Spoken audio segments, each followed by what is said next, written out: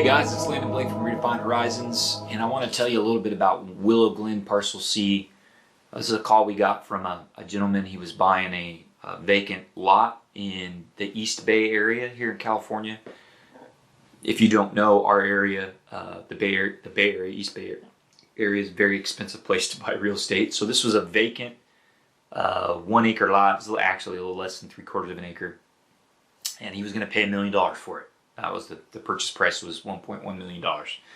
So he called me and had some questions about the boundaries on the property.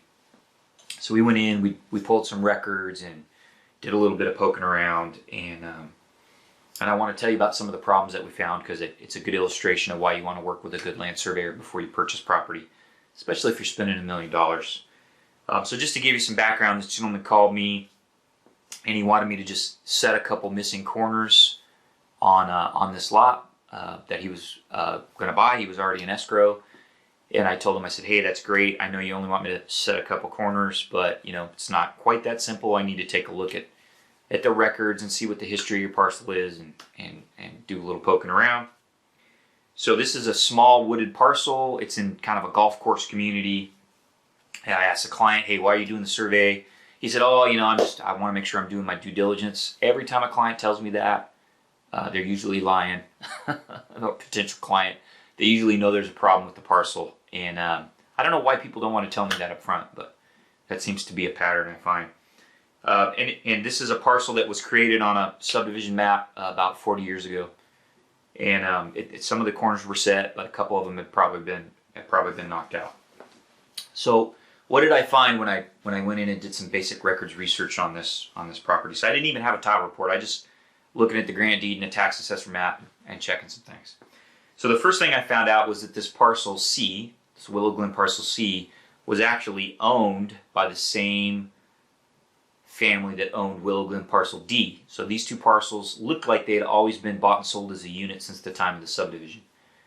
Now, in California, that can cause you problems. And the reason why is in a lot of our local jurisdictions, they will tell you if a parcel has been adjacent parcels have been bought and sold as a unit since the time of the subdivision, that you don't have two legal lots, you only have one legal lot. Now, I think that's an incorrect interpretation of the law. I think that's overreach by our local governments, but it doesn't change the fact that's what they're going to tell you. And after talking to the client, found out he had already had some conversations with the local government agency, and they told him, we are not going to recognize the parcel you're buying as a legal lot. So that was an issue. And one of the clues there, not only were those two parcels grouped together in the same grant deed, but they were also single tax assessor parcel number, which is never a good sign. So that was an issue. So in addition to the county not recognizing that as a legal parcel, that also meant that the buyer may not have actual marketable title. So in other words, he was already in escrow to buy that parcel for $1.1 million, but he might not be able to turn around and sell it. He might not have a legal lot to sell, so that could be an issue. This parcel we also found by looking at some of the survey maps, it was encumbered by a large storm drain flood control easement. This easement covered approximately 35% of the parcel. So he had a 3/4 of an acre lot, and a third of it was covered by a storm drain easement, and maybe 40%. It was a big chunk. There's a creek running through the parcel. That's why the easement was there. And he had made some phone calls, talked to the local flood control district, and they assured him that they had never accepted the dedication of the easement and that they weren't going to enforce any of their easement rights. But my response to the client was, unless you get a quitclaim or some other written document from the flood control district essentially giving up the rights to that easement, you can't take their word for it. Not if it's going to cost you potentially $1 million. And so that was another problem. The other issue with this lot is only about 25% of the lot was buildable. So he had 3/4 of an acre, roughly, but 40% of it was in this creek bottom in the flood control easement. The other part was up on a fairly steep hill.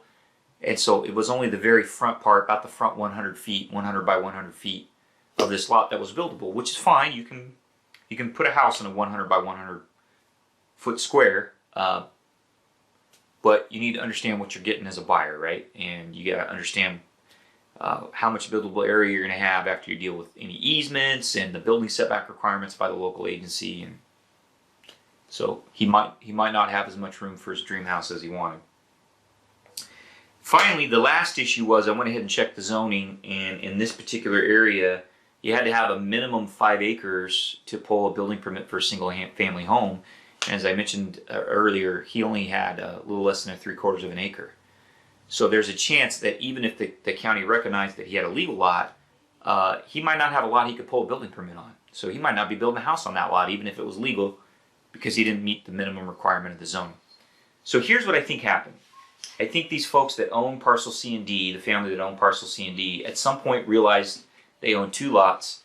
They talked to a real estate broker agent. The agent told them, "Sure, yeah, put this on the market. You can make $1 million on it." They put a sign up, for sale sign up, put the lot up on the market, and neither the broker or the family, the seller, understood that they had a lot that might not be marketable, might not be legal lot, and that also might not be buildable, and they certainly weren't telling potential buyers that. So what's the key takeaway? What's the key lesson?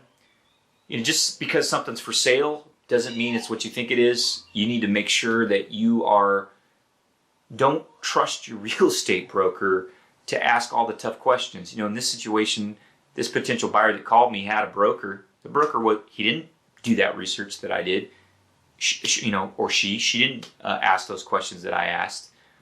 And if you're spending $1 million, you can't just take people's word for it, right? You got to get stuff in writing. That's how you protect yourself. And I'm not saying that there aren't good real estate brokers out there. I think they're rare, but that's why you need to work with either a good land attorney or a good land surveyor. Do some due diligence.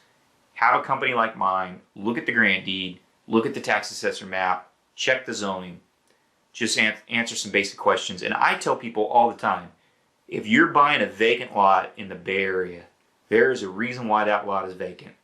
Don't assume you can buy it and build on it even if you can build on it, there might be significant investment that needs to be made before you can build on it. So there's probably a reason why that lot's vacant and hasn't been built on in a densely populated area with high real estate values. Vacant lots are a red flag, so you need to do your homework.